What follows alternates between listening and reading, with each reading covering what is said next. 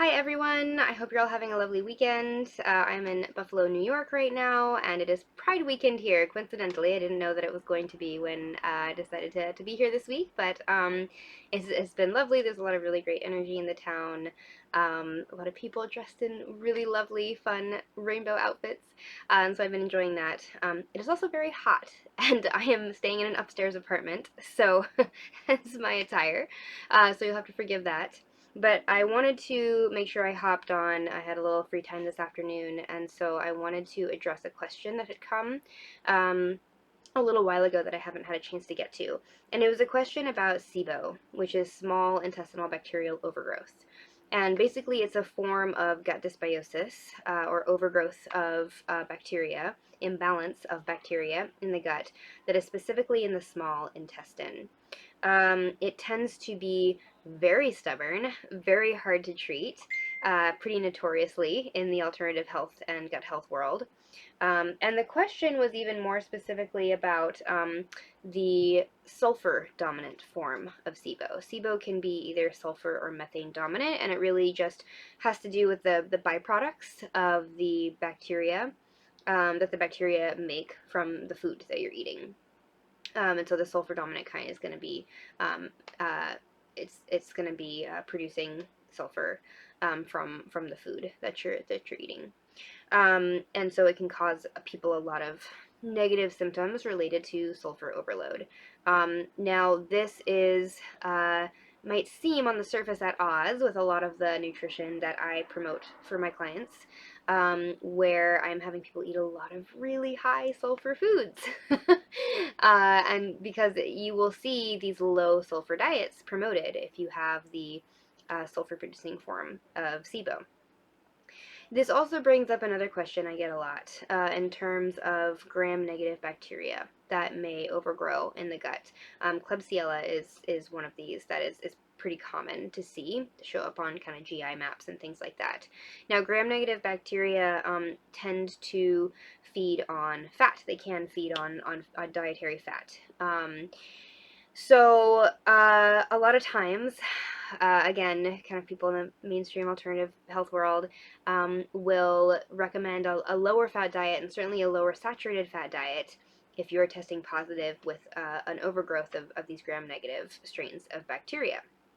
Again, kind of at odds with what I tend to promote with these very high saturated fat diets that I tend to give to my clients. So I've had a lot of questions about this stuff, like how am I ever going to heal from like sulfur dominant SIBO if I'm eating all these high sulfur foods? How am I ever going to heal from this gram-negative bacterial overgrowth if I'm eating a bunch of saturated fat, which, this can feed on? And, I think that, first of all, we have to acknowledge that uh, these low sulfur, low saturated fat, and low FODMAPs, right? So FODMAPs are another very common restrictive diet that people are put on because it takes out some of the types of sugars in plants that can also feed the small intestinal bacterial overgrowth. So these kinds of diets, right, where they just kind of pull out the things that are a potential fuel source, they don't really work. First of all, we have to acknowledge that. SIBO is one of those things that people try to treat for years and years and years and years, right? It's kind of like candida in that way, where people will do these like low FODMAPs cleanses or these low sulfur or low fat cleanses, and they'll, just restrict these certain foods just for the reason that they have the FODMAP or they have the fat or they have the sulfur, and it comes back, right? Like there are people who have to do, and then maybe they'll take antimicrobials or antibiotics, and we have people doing these like every few years, right? Where it's like, oh, it helped for a while, but it grew back, and now I have to go through another round of oregano oil or, rifaximin, whatever the antibiotic or the antimicrobial of choice is for their practitioner. So while they can reduce symptoms temporarily, you might feel a lot better for a while, sometimes even for a year or two, maybe, at least a few months usually, it's not actually reversing the issue because it's coming back, right? So the underlying issue has not been addressed. So we need to really zoom out, right? And I am not one to focus on reducing symptoms, right? Of course, if there is a symptom that is totally debilitating, I will absolutely, work to mitigate it as much as possible. But I always make very clear with my clients, like, this is not healing you, right? This is not promoting your healing. This is just reducing your acute distress temporarily, right? And sometimes, honestly, these diets aren't even effective at doing that, I find. But sometimes they are, and so it's worth addressing. So we need to not get stuck in the details. We won't get stuck in the details. If we really want to heal, we have to zoom out and we have to look at the big picture and we have to think, why is this overgrowth here in the first place? Why is the SIBO there? Why is it overgrowing in this part of our body? Now, our digestive tract has a lot of these valves that are supposed to open and close at the right times as food is passing through, right? And if the valve to the small intestine is not opening and closing at the right times, first of all, this can create some of the like diarrhea, constipation issues that a lot of people with SIBO have. But second of all, this is what allows um, the like undigested food and the bacteria in that really shouldn't be in this part of the digestive tract. So it's not so much an issue of starving things out, because if we don't deal with the issue of the nerve signaling of the valves opening and closing in the digestive tract in the right time, it's just going to come back, right? So interestingly, SIBO is really a case of neuropathy in a lot of ways, of damage or lack of proper firing of the enteric nervous system, of the actual nerves in the intestinal tract that is allowing the proper flow of food at the right times and then closing valves at the right times and not allowing an excess of bacteria into an area where there shouldn't be a whole lot. So what we really need to do to reverse the symptoms is actually to rebuild and heal the enteric nervous system. We're really doing more nerve healing than gut healing for this condition. Now, that being said, we also need the immune system to be working at full force, right? Because a lot of people with SIBO, it's like one of many, many issues they're having, right? It's usually not coming just like as a single issue. And so most of these people do not have a strong immune system. An immune system really should also keep this kind of thing in check if it's functioning really well.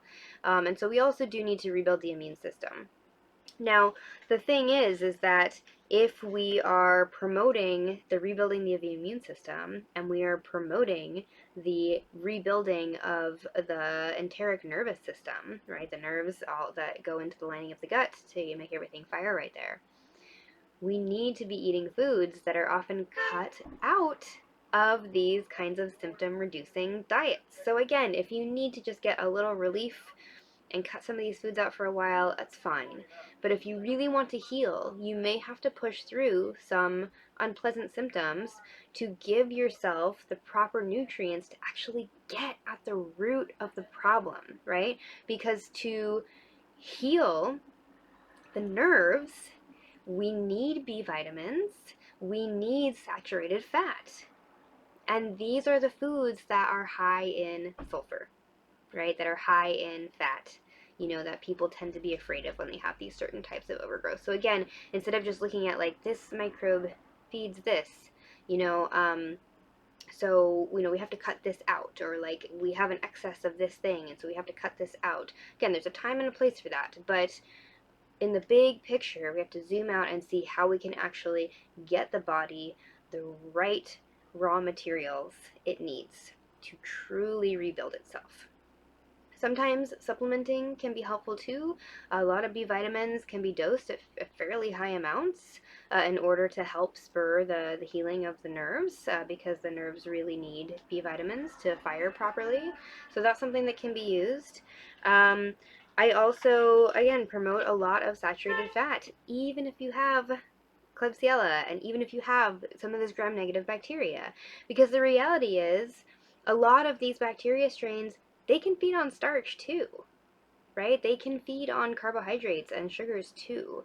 There are a lot of studies showing autoimmune symptoms increasing and overgrowth of some of these gram-negative strains increasing when you are given sugar and starch in the diet, right? So, a lot of these things, it's not so cut and dry, right? Like, yes, it maybe it'll also feed on saturated fat, and also you need that saturated fat to heal the root of the issue, right? And all things considered, saturated fat tends to be a much more therapeutic ingredient to include in your diet than a lot of starch and sugar, which would be the alternative, right? Where else are you going to get your fuel? There's only so many macronutrients out there. So the other thing is a lot of these people are told to not do ferments, not do fermented foods because it could feed SIBO, right? It's considered like one of those potential triggers, for SIBO. But again, if we are trying to really get your immune system in top shape, we need a lot of good little army guys, right? We need a lot of those little good bacteria that can come in to the digestive tract and really fight back, right? Probiotics are great, but you are going to get more good guys in a jar of sauerkraut that you make at home than in, an entire bottle of probiotics. So fermented foods are healing to the immune system. Again, we need to stop being so detail oriented and zoom out and look at the big picture. Fermented foods have been used around the world, for all sorts of digestive ailments for many, many years. They are powerful, they are therapeutic. I don't believe they should be cut out. Um, a lot of the FODMAPS foods, a lot of the high FODMAPS foods, onions, garlic, broccoli, these are all high FODMAPS. These are vegetables that people with SIBO are told to cut out.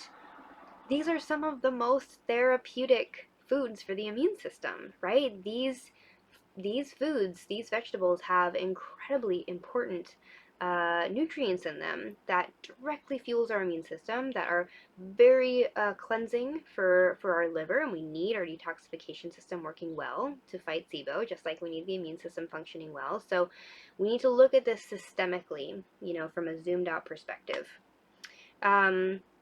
One little tip I will leave you all with is to actually bring in your probiotics or ferments through an enema. For SIBO, that's actually a much more effective way to do it. You can, in just a basic enema solution, add a little bit of yogurt or kefir. You can add some of the whey, the drippings from the yogurt or kefir. You could use the water from beet kvass or from a fermented brine.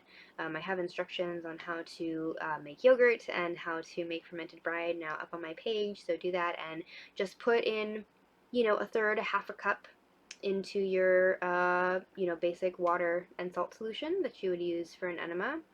And that is going to be a really great way to introduce these probiotics and really help fight SIBO, from in a more direct route.